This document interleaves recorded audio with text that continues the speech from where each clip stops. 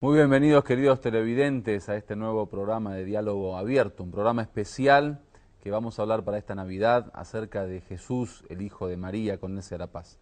Estamos, como siempre, con nuestro especialista del programa, Sheikh Abdul Karim Paz. Salamu alaikum, ¿qué tal, Sheikh Abdul Karim? Alaikum salam wa ¿Cómo estás? rahmatullah. Bien, gracias a Bueno, Dios. feliz Navidad para este occidente que de alguna manera festeja el natalicio del profeta Jesús, con ese la paz. Y es interesante poder mostrarle a los televidentes el tema de que el Islam, al fin y al cabo, tiene su propia visión sobre esta gran personalidad de la historia de las religiones, y que al fin y al cabo el Corán y el Islam han demostrado una visión que quizá para nuestra América Latina y para nuestra España y para nuestros países de Occidente es un tanto ignorada. Quisiéramos saber, Sheikh Abdul Karim, que nos cuentes un poco qué es lo que cree el Islam sobre Jesús. Bueno, Bismillahirrahmanirrahim, en el nombre de Dios, el clementísimo, el misericordiosísimo. La bendición y la paz sean con todos los profetas y mensajeros, especialmente con Moisés, Jesús y Muhammad y su familia purificada.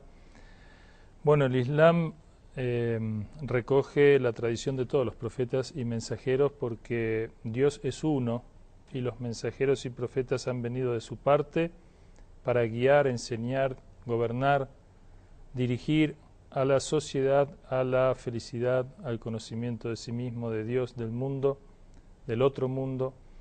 Y en este sentido Jesús es, desde el punto de vista del Islam, uno de los más grandes mensajeros de Dios.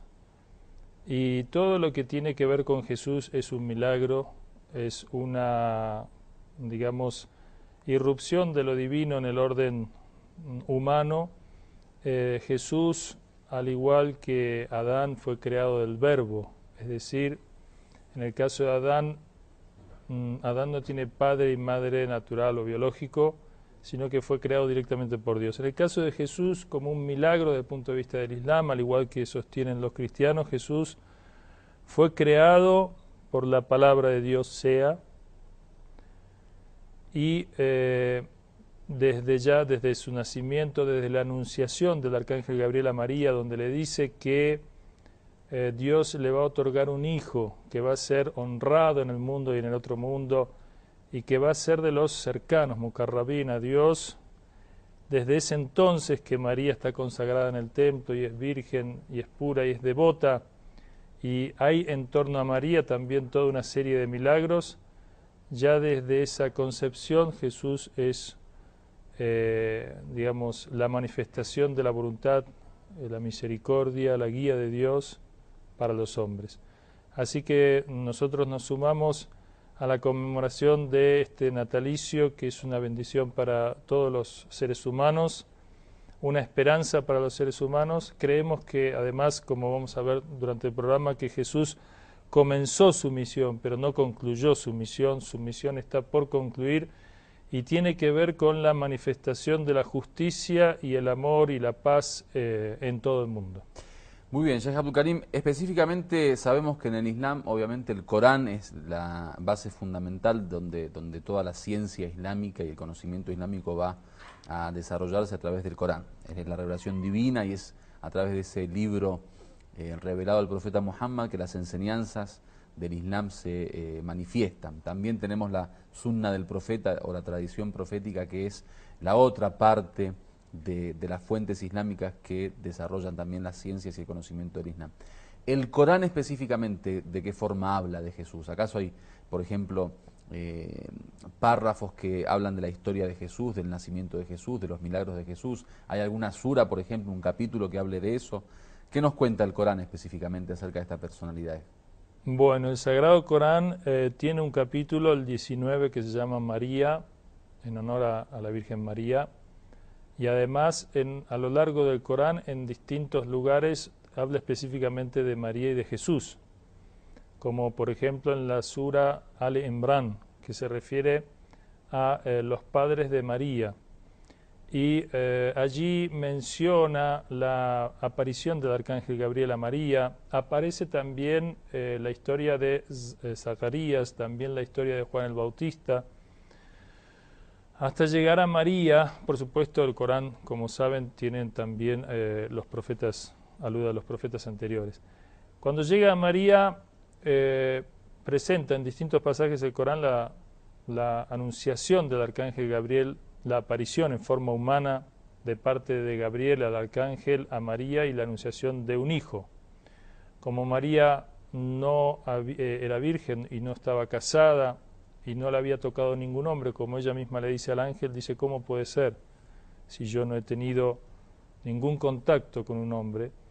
Y el arcángel Gabriel le dice, es cosa fácil para tu Señor, y así ha sido decretado, y entonces le anuncia el nacimiento de un hijo que será honrado en este mundo, lleno de honor en este mundo y en el otro mundo, será de los cercanos, confirmará la Torá, será profeta, y además guiará a los hombres, traerá misericordia, será un signo de la misericordia de Dios. Luego el Sagrado Corán menciona dichos del mismo profeta Jesús. Como sabemos, María se retira a un lugar apartado, al este, dice el Sagrado Corán. Allí también ocurre milagrosamente que ella, esto está descrito en el Corán, junto a una palmera que está seca, ella realmente tiene una angustia por el hecho de que su reputación ante la gente ya estaba consagrada en el templo. Pensemos que ella se tiene que presentar con un hijo y cómo van a tomar eso y qué van a pensar de ella. Y los dolores del parto, dice el Corán, la hicieron recostarse sobre una palmera. Esa palmera que estaba seca reverdece milagrosamente. Jesús le anuncia, allí le habla ya, está por nacer, surge un arroyuelo y caen unos dátiles maduros con los que se alimenta María. Jesús nace, así describe el Corán, y le habla a su madre y la consuela. Luego ella vuelve hacia Jerusalén y allí se encuentra con los religiosos, las autoridades judías, que por supuesto piensan mal de María y le dicen que cómo puede ser si tus padres no han sido gente deshonesta, ella es de una familia de profetas y de gente muy, muy elevada, y entonces ella no les habla, por orden de Dios, ella no habla, ha hecho un voto de silencio, señala a su hijo que está en la cuna. Ellos dicen, ¿cómo pretendes que quien está en la cuna nos hable? O como si se estuviera burlando María de ellos, pero ahí Jesús, siendo un bebé en la cuna, les habla y dice, ciertamente yo soy un profeta de Dios, y se me ha otorgado el libro de la revelación, y comienza a hablarles. Con lo cual, el milagro, como dijimos antes, desde la concepción, desde la cuna y todo a lo largo de la vida de Jesús, es realmente una fuente de inspiración y de guía para todos los creyentes en el mundo. Sheikh Abdul Karim, hasta lo que venimos viendo en este momento, diríamos que hay muchos puntos en común entre la visión judeo-cristiana o específicamente cristiana de Jesús y lo que el Islam propone.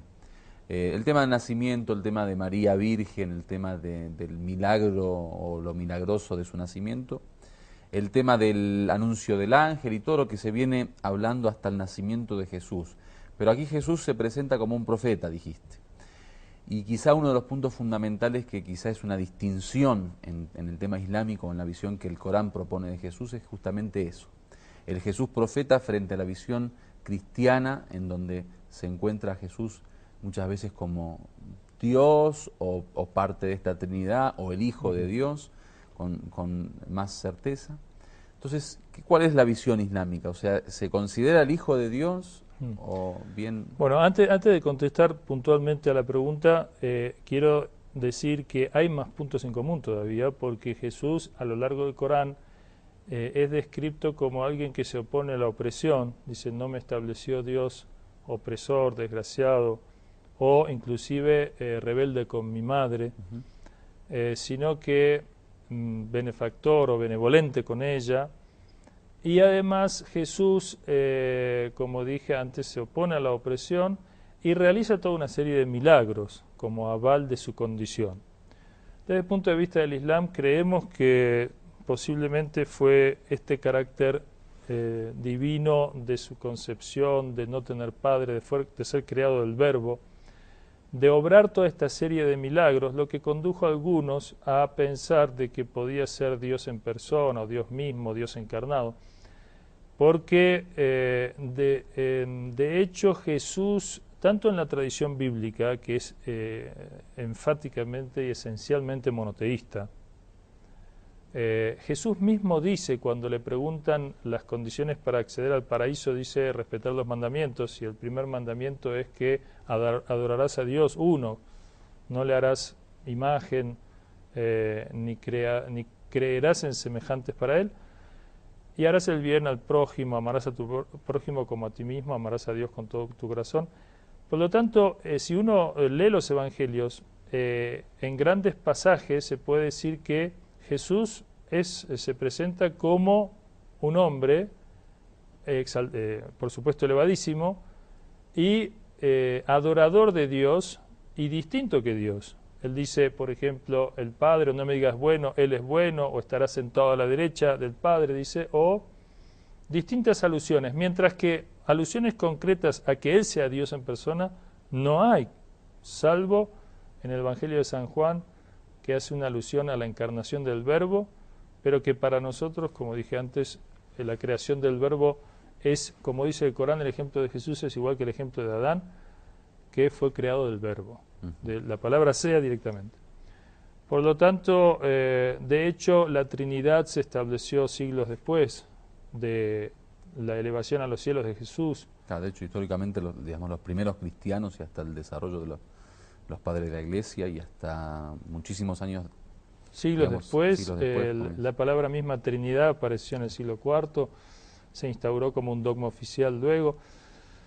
Por lo tanto, bueno, este es un factor. Lo que nosotros querríamos destacar, y sobre todo en estas Navidades, es que musulmanes y cristianos ven a Jesús como un signo de Dios, como un representante de la voluntad, de la palabra, de la enseñanza divina, en el sentido, nosotros en eso no diferimos.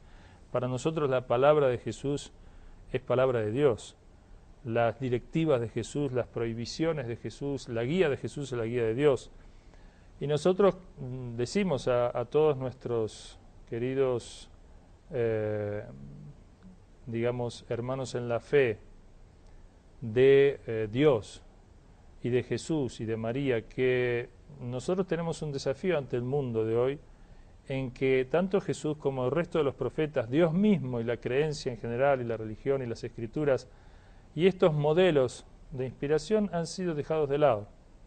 Y la humanidad está atravesando por una crisis de valores muy, muy fuerte, una crisis espiritual y moral muy grande, y por lo tanto debemos, digamos, resaltar y recuperar y refortalecer la figura de Jesús con detalles. Pero aparte un Jesús que es transformador del mundo, un Jesús que no permite, que inclusive Él llama a hacer justicia, como también de las misiones más importantes, procurad la justicia, dice, y se os dará todo por añadidura, es decir, la justicia en este mundo lleno de injusticia, lleno de discriminaciones, de guerras, de ataques, de injusticias sociales, económicas, etcétera.